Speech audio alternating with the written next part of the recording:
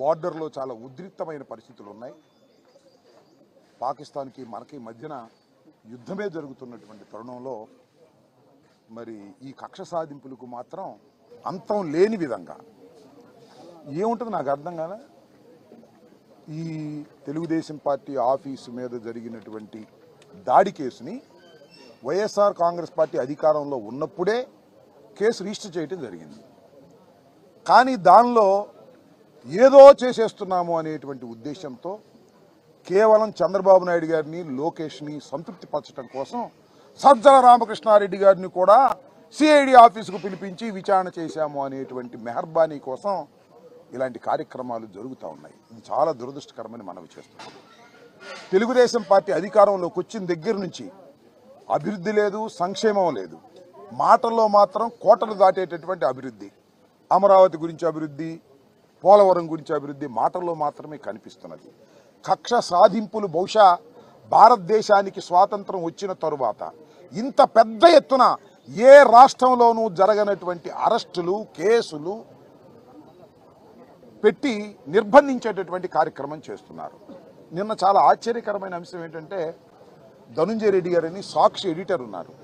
ఆయన కేఎన్ఆర్ మా పార్టీలో జగన్మోహన్ రెడ్డి గారికి సన్నిహితంగా ఉండే సెక్రటరీ, మనోహర్ అనేటువంటి మా దగ్గర పనిచేసేటటువంటి జగన్మోహన్ రెడ్డి గారి ఆఫీసులో పనిచేసినటువంటి వ్యక్తి వీళ్ళింటికి వెళ్ళి సోదాలు చేశారు.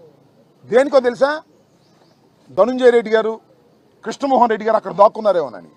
ఏంటి నాకు అర్థం కాల, పిచ్చెక్కిందే పోలీసులకు. నాకు ఏదో ఒక విధంగా అల్లరి చెయ్యాలి, ఏదో ఒక విధంగా అపాస్పాలు చెయ్యాలనేటువంటి కుట్రలో భాగంగా పోలీసులను ఆడిస్తున్నారు, పోలీసులు ఆడుతున్నారు. చిన్నపిల్లల ఆటలాగా ఆడుతున్నారు పోలీసులు.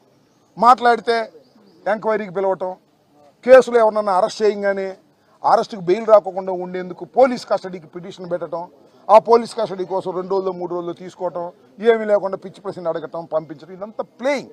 ఒక రకమైన వికృతమైన ఆట లోకేష్ గారి నాయకత్వంలో జరుగుతుందనేది అందరికీ తెలిసినటువంటి సత్యం.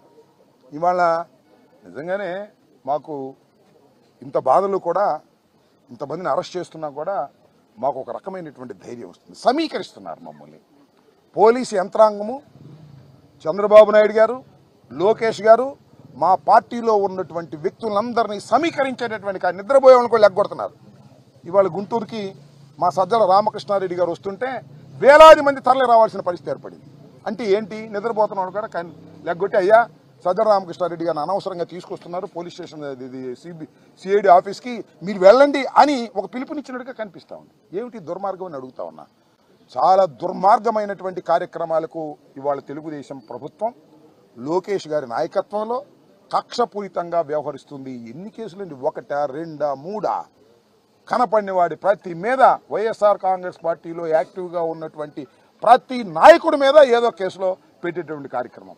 లిక్కర్ కేసులు తీసుకొచ్చారు, ఏమీ లేదు దానిలో ఎంతమందిని పెడతారో తెలియదు, ఎంతమందిని అరెస్ట్ చేస్తారో తెలియదు. గందరగోళాలు చేసేటటువంటి పరిస్థితికి వాళ్ళ రాష్ట్ర ప్రభుత్వం పోలీసు యంత్రాంగాన్ని ఉపయోగించుకొని చేస్తున్నటువంటి ఈ దమనకాండని, ఈ కక్ష సాధింపు చర్యల్ని ప్రజలు గమనించాలని మనవి చేస్తున్నాం. ప్రభుత్వాలు శాశ్వతం కాదు, ప్రభుత్వాలు శాశ్వతం కాదు. ఇవాళ ఉంటుంది ఈ ప్రభుత్వం, మళ్ళీ 5 సంవత్సరాలు ఇంకో ప్రభుత్వం వస్తుంది. మనం చూస్తున్నాం కదా. ఈ ప్రభుత్వమే చిరస్థాయిగా ఉంటుందా? లోకేష్ చంద్రబాబే ఉట్టిగట్టుకు ఊరేగుతారా? చంద్రబాబు ఎన్నిసార్లు ఓడిపోలేదు, లోకేష్ ఎన్నిసార్లు ఓడిపోలేదు. నేను ఒకటే మనవి చేస్తున్నా, జగన్మోహన్ రెడ్డి గారి నాయకత్వంలో 5 సంవత్సరాలు పరిపాలన చేసిన తర్వాత దురదృష్టవశాత్తు మేము ఓటమి పాలయ్యాం, అపోజిషన్లో ఉన్నాం.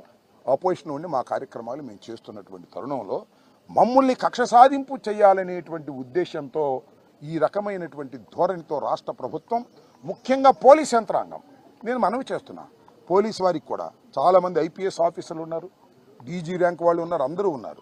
మీరు ఏ లోకేష్ చెప్పాడనో ఎవరి మీద పడితే వాళ్ళ మీద కేసులు పెట్టి అనవసరంగా తీసుకువెళ్ళేటటువంటి పరిస్థితి చేయటం, డీజీ స్థాయిలో ఉన్నటువంటి వ్యక్తిని వాళ్ళ అరెస్ట్ చేసి లోపల పెట్టేటువంటి కార్యక్రమానికి ఒక దుష్ట సాంప్రదాయానికి మీరు తావిస్తున్నారు, దుష్ట సాంప్రదాయాలను మీరు సృష్టిస్తున్నారు.